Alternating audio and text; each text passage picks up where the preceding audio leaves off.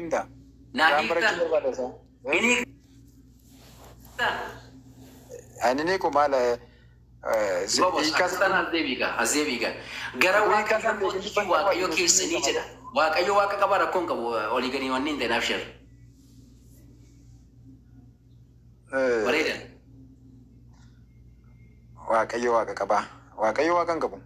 Barsiisa Waaqayyo Waaqan qabu. Waaqayyo Waaqan qabu. Amen. Waaqayyo Waaqa hin qabu. Yesuus ati sila Waaqayyo jette. Amma immoo Waaqayyo Waaqan qabu jette. Yesuus Waaqayyo ani Waaqa qaba jechaa jira. Waaqa koo jechuun qabeenya argisiisa. Akkas jechuun sila situ sobe moo amma macaafatu sobe? Macaafni sin sobne ani sin sobne. Waan macaafni qabadhu naa biraa. Bachaan jiru. Situ bachaan jiru akka tubattuuf yoon sitti meecharraanaa laadhu. Lakki sila Yesuus eenyu jennaan Waaqayyo jette. Amma Waaqayyo Waaqa qabaa jennaan hin qabu. Yesuus ani Waaqayyoon qabaa jedhe. Yesuus Waaqa guutuu nama guutuudha. Ragaa. Ragaa. Ragaa sagamiin? Ragaa macaafa qulqulluu kan Yesuus nama guutuu Waaqa guutuudha bakka jedhu. Okay. Barsiisa dubbadhaa barsiisa. Dubbadhaa barsiisa. Fittee deebdi. Maal akkamitti fitanii garuu Gaaffii magajeenyatti kakkaatan irra madaar takkatuun naggeeffatu. Obsi yeroo tokko waan sitti himaa. Disiipiliiniin keenya Islaamummaa keessaa kabajaa waan jedhamutu jira. Rispeektii waan jedhamu jira. Wal kabajaa deemta. Bakka walii kennaa deemta. Wal dhaggeeffachaa deemta.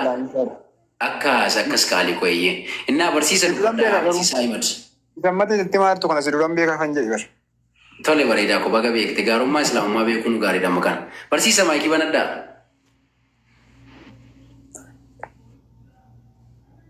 Barsiisa himatu.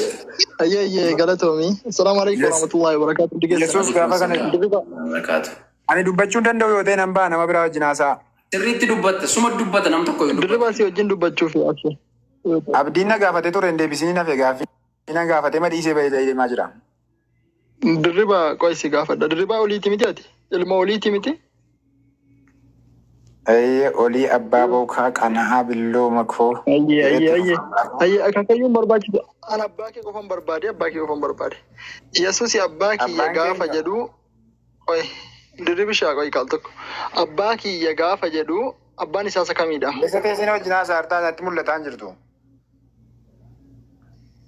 Amma mul'ataa hin jiru? Gararree keenya. Abdii kee natti mul'ataa jirtaa sagaleen kee hunna gaamu. Sagaleen kiyya hunna gaamne ayyee rakkoon qabu. Maayikiin keessi yaa abbaa kiyya gaafa jedhu dirribaa abbaa isaa isa kamiidha? Abbaan isaa Waaqayyo abbaa. Waaqayyo bifa sadiin ilmaan namootatti mul'ateera. Waaqayyo bifa sadiin ilmaan namootatti. Kodis bifa sadii bira naqnaati suma ammas isaan sana keessaa Yesuus tokkodha. Yesuus qaamota sadan sana keessaa tokkodha. Dirree koo maal osoo dhiqama si gaafadhaa jira miti Waaqayyo abbaadha miti? Waaqayyo abbaadha ilma hafuura qulqulluudha. Yaa galatoomii dirribaani Waaqayyo Yesuusii eenyudha ishee? Gara Waaqayyo kootiin inni sun eenyudha? Yeroo sanatti Yesuus bifa namummaa uffatee waan jiruuf namummaa bakka bu'ee waan jiruuf foon ilmaan namootaa uffatee waan jiruuf eenyummaa isaa waaqayyummaa isaa sana ibsuudhaaf Waaqayyoof akka abboomamutti Waaqayyo abbaadhaaf dubbachaa jira malee Waaqayyo abbaa fi ilmi garaagara ta'anii miti. Waaqan qabu miti yeroo sana waaqummaa qabaayi yeroo kas waaqa koo jedhu waaqummaan qabu miti. Abeet. Yeroo waaqa koo jedhu waaqummaa hin qabu miti. Waaqummaa dhabeen jiru inni hafuucummaa. Amma waliigalaa deemna. Abshir. Yeroo waaqa koo jedhu waaqummaa qabaa? Ismaa'eeliin ol gashimee bannaati. Yeroo waaqa koo jedhu waaqummaa qaba miti? Akka dansaatti qaba. Waaqayyummaa qaba. Waaqa koo ni waaqa qabaa. Amanumatu namatti ulfaata malee. Amanumatu namatti ulfaata malee inni waaqayyummaa qaba. Dhugaadha bara akkasiin tulfaate nullee isin beekna. Amma sanaa miti kanan jedhu. Yeroo waaqa koo jedhu waaqa warratti namanni hin jedhamu. Qoy rakkoon qabu dirree naaf ibsita kana ibsitee ana amansiisa yoo dubbiin kee dhugaate. Waaqa koo yeroo jedhu dirree waaqa kamiin waaqa koo jechaa jira. Moo yeroo qoydana na hubadhu naan deebisin osoo dura naan deebisin yeroo waaqa koo jedhu waaqummaan isaa keessa jira eeyyee. Yoo waaqummaan isaa keessa jiraate waaqa kamiin waaqa koo jedhaa jira. Hubadhu yeroo waaqa koo jedhee waamaa jiru lakki waaqummaan qabu namummaa isaatiin waaqa koo jedhaa jira. Kana dachaan keessaa tokko na deebisi.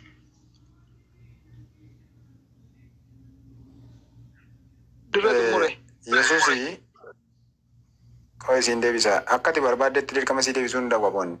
Ani garuu akka macaafni koo qulqulluun siin jedhu hin jedhaa amanuuf dhiisuun mirga keedha. Itti fudhachuu dhiisuun mirga keedha. Macaafni qulqulluun kan inni nuun jedhu inni yeroo akkas jechaa turetti nama guutuu ta'eetu utuu jiruu namummaa isaatiin dheeboteera beela'eera waan namni dhala namaarra ga'u hundumaarra ga'eera. Akka namaatti biyya lafarra deddeebiira. Sun kaayyoon mataan isaa siif anaaf siisumarratti waaqa jettu kana cubbuu jalaa abaarsa Adam itti fide sana jalaa baasuudhaaf namummaa uffatee biyya lafarra deddeebiira. Isaati sanatti. Yeroo sanaa waaqummaan qabu jechaa jirta galatoomii waaqummaan qabu miti yeroo sana. Hin jenne asuma jedheesa. Ani waaqummaa qabaan jechaa jira. Okay, naaf ibsita rakkoon qabu. Ammallee duuba deebi'a. Waaqa koo yeroo jedhu sana waaqummaa qabaayi.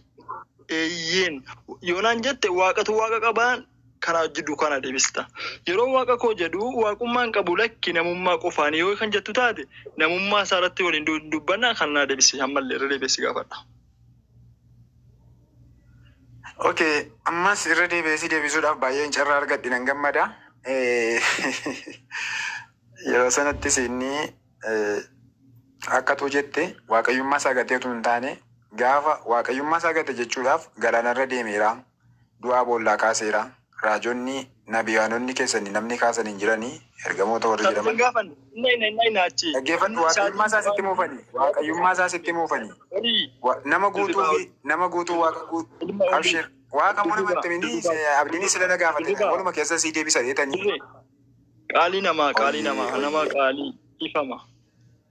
Gaafii nan si gaafadha Yohaannis boqonnaa 20 lakkoofsa 17 irratti waaqa koo kiyyaa fi waaqa keessan gara waaqa kootii fi waaqa keessanitti ol nan ba'a jedhe. Wagguu kana jedhu waaqa kiyya inni jedharu sun eenyudha mee dura?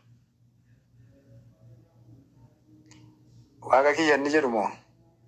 Inni jedharu inni Yesuus waaqa kiyya jedharu kun eenyudha? Allah akkasiin jedhu barbaadde Waaqayyo abbaadha. Waaqayyo abbaadha. Thank you. Waaqayyo abbaa waaqa miti? Waaqayyo abbaa ilma hafuura qulqulluu waan jedhamutti hin amanna. Qoy keessan deemin. Qoy waaqa kiyya inni jedharu waaqayyo abbaadha miti? Eeyyee. Yesuus immoo waaqayyo ilmaadha. Qoy Yesuus waaqayyo ilmaati miti? Yesuus immoo waaqayyo ilmaadha. Eeyyee. Ishi qoy dhaggeeffadhu qaba. Waaqni waaqa qaba.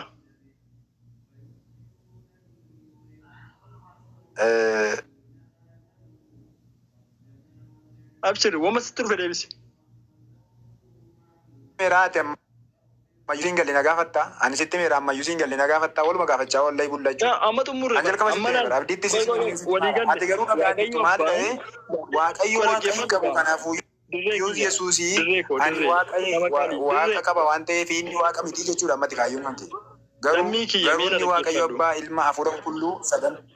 Atiillee na dhaggeeffadhu. Adara bareedaa kiyya na dhaggeeffadhu waan asi gaafadhe. Waaqayyo ilmaati miti Yesuus. Maaliif bareedina koo faarsita bannaati atoo dhiiradha. Waaqayyo ilmaati miti Yesuus. Waaqayyo ilmaati miti Yesuus. Eeyyee. Waaqayyo ilmaa waaqayyo abbaadha waaqa koodhe waan mata miti.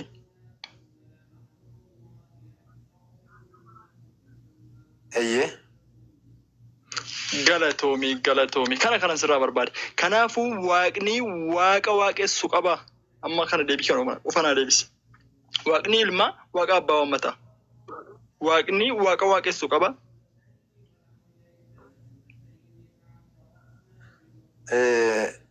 Na waaqessa hin jenne amma iddoo kanatti. Na waaqessa jedheedha waaqayyoo koo waaqessa jedheedha Yesuus. Iddeen itti waaqessan sii kenna. Waaqessi jechuun kadhachuudha. Sagaduudha iddeen sagada iddeen itti waaqessi sii kenna. Hedduun sii kenna. Iddeen itti kadhate, iddeen itti boo'ee kadhate. Jechuun sagalee. Qoy. Sii kenna isa baay'ee isaan sii kenna. Inni koo bifa foon isaa sana foon namummaa isaa sana dhaggeeffadhu gabbaa.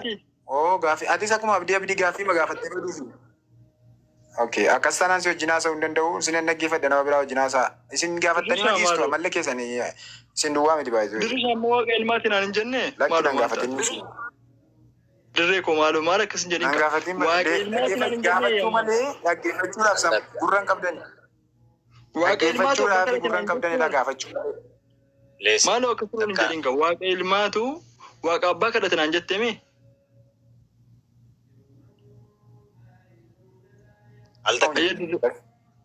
Daadee akkam naguma? Ayyaate rakkoon qabu dirri bara dhaggeeffadhu. Ofuma keettisa jechuu barbaadaa turte yoo jette malee ani akkas hin jenne Waaqayyoo Yesuus waaqa abbaa kadhatan aan jette bar xumurre waaqa ilmaatu waaqa abbaa kadhata waaqa ilmaatu waaqa abbaa qaba waaqa abbaa waammataan aan jette xumurre. Hin shakkite moo relee bulan deebi barbaadde. Sanyii ol gashaame sanyii goobanaa kana ol gashaame. Ahimadi abbaa raayyaa. Al takkaasa'u. Daadee akkam naguma? Maal si gaafachuu malee deebisaniif. Nagaa galata Waaqayyoo. Daadeen jedhin qubee abbaa caadhaa si barsiisa ofiifuu aadaa kan hin beekne amantaa. Ishee dhiifama maal ilmi namaan dogoggoraan ilma namaati bar. Daabee si dubbise bar. Daadeette qubee abbaa caadhaa si barsiisa dee. Daabee si dubbise kanaafuu dogoggora qubee abbaa caadhaa ta'e ol barsiifna rakkoon qabu ol guddisiin abdii. Ayyee. Yaa ol guddisii afaan